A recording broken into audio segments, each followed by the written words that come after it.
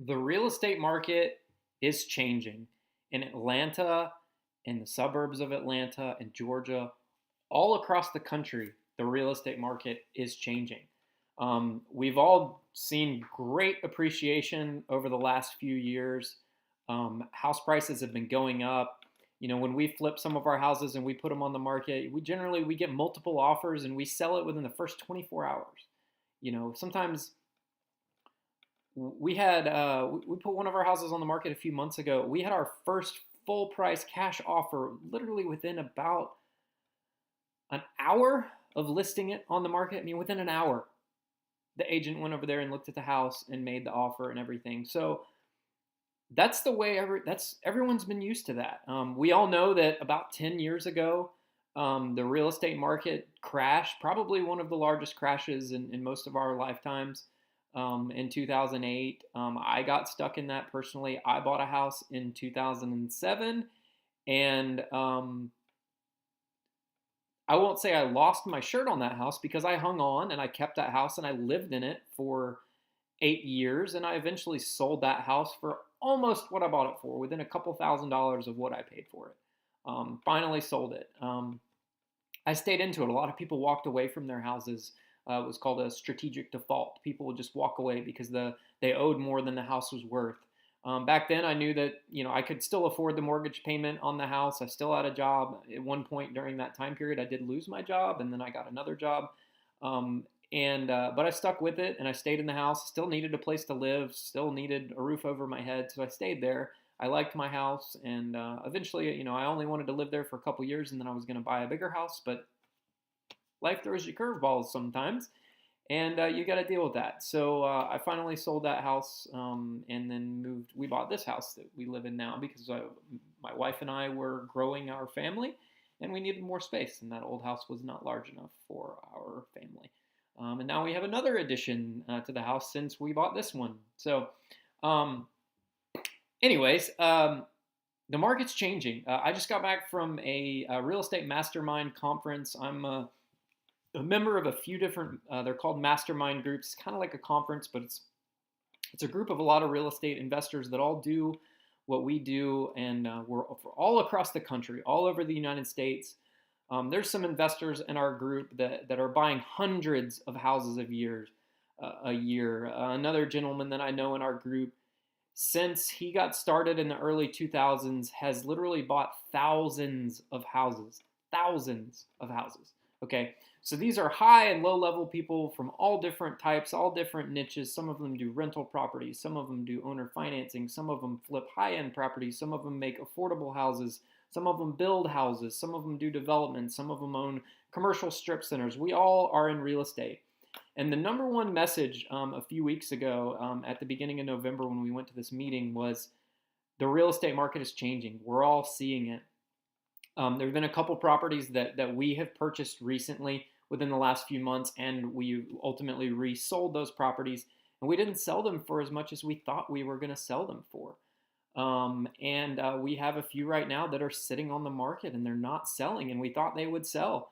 And we're not getting traffic in the houses. No one's looking at them. Things are changing. And everyone's been used to the real estate market on an increase and massive appreciation over the last few years. Maybe not massive, but good appreciation.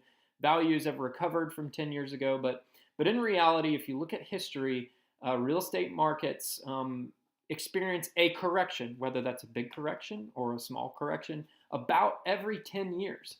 So we are due, and we're in 2018, about to start 2019. It has been 10 years since the last market correction.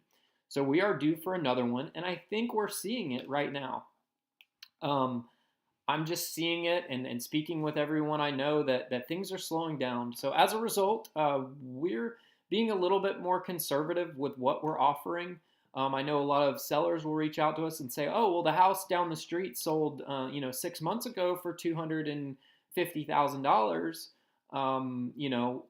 My house is worth 250." Well, maybe 6 months ago it was, but real estate markets are cyclical. Things change, and prices change, and external economic indicators change things. So your house actually may be worth 10% less than it was 6 months ago.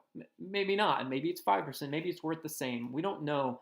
But we're taking that into account when we're making offers on houses because things have changed in the last couple months. Since about September, I think we purchased 3 houses in the month of September, and we've sold a couple of them, and we have one left. And things have, we're still sitting on one of them, and we recently did some more remodeling work to it to make it a little bit nicer, but we didn't change the price. So someone's getting more value out of it than what they would have gotten originally. So I just want to speak about that. Everyone says, "Oh, the market's hot," but to be honest, I think that's cooling down. And based on my experience and my connections in the industry and a lot of other people I know across the country who do the same thing I do are all experiencing the same thing.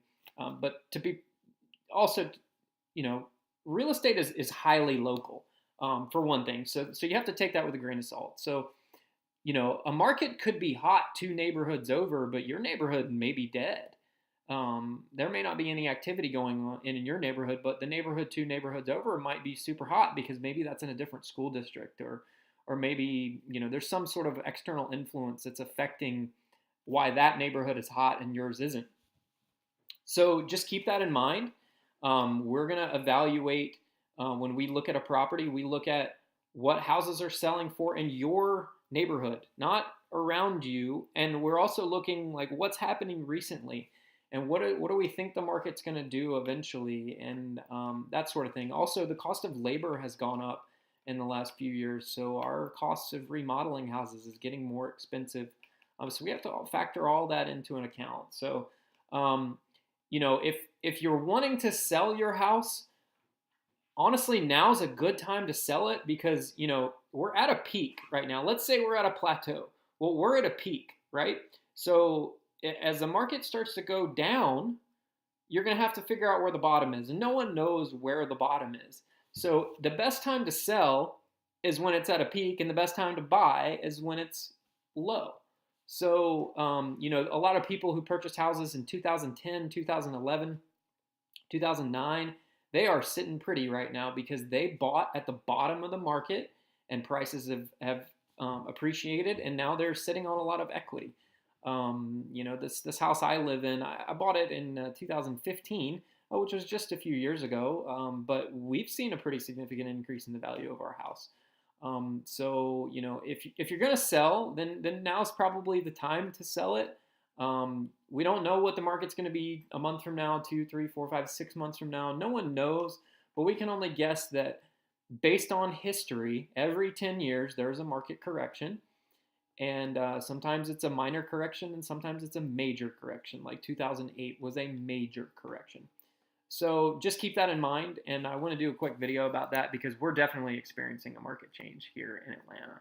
We've seen it. And everyone I've spoken to, other investors, other real estate agents I know, are all saying the same thing, that things are slowing down in Atlanta.